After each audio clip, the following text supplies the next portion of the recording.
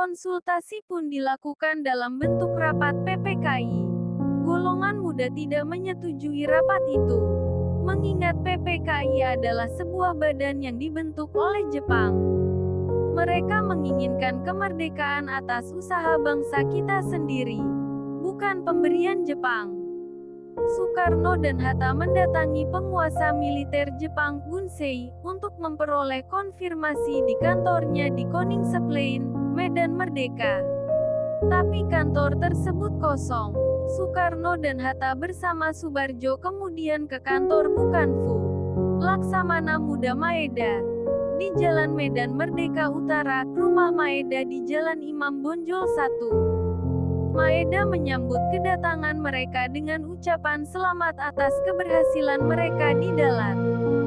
Sambil menjawab ia belum menerima konfirmasi serta masih menunggu instruksi dari Tokyo.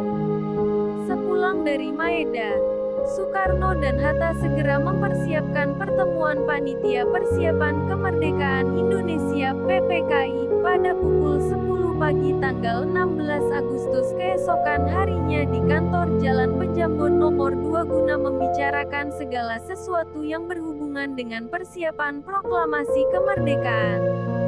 Sehari kemudian, gejolak tekanan yang menghendaki pengambilalihan kekuasaan oleh Indonesia makin memuncak dilancarkan para pemuda dari beberapa golongan.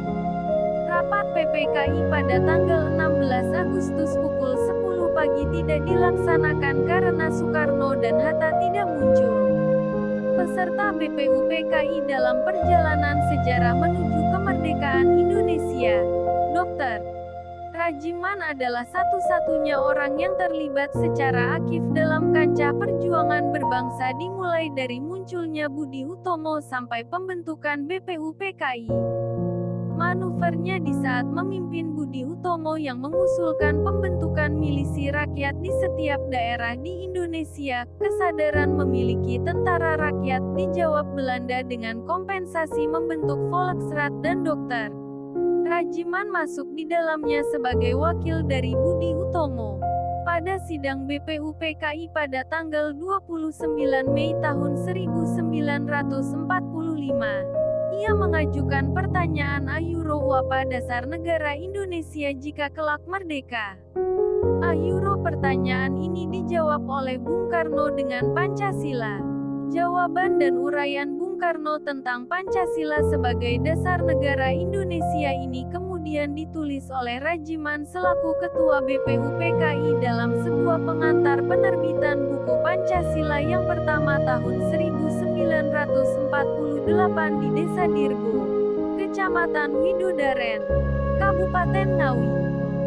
Terbongkarnya dokumen yang berada di Desa Dirgo, Kecamatan Widodaren, Kabupaten Ngawi ini menjadi temuan baru dalam sejarah Indonesia yang memaparkan kembali fakta bahwa Soekarno adalah bapak bangsa pencetus Pancasila.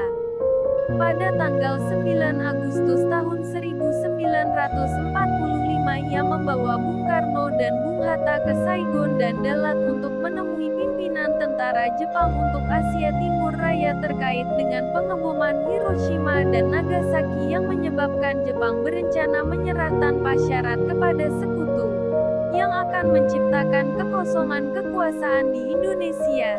Tidak tahu telah terjadi peristiwa Rengas Dengklok.